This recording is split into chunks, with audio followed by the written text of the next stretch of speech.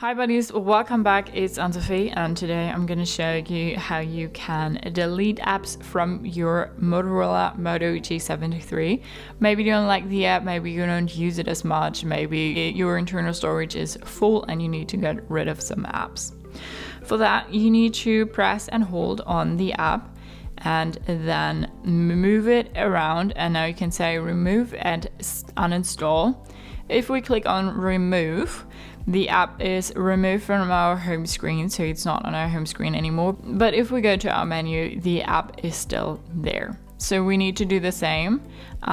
Bring it back to our home screen and then say uninstall.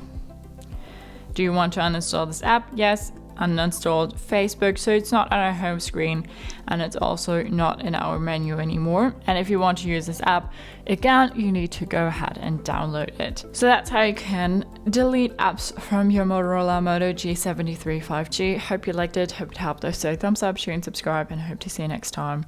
Bye.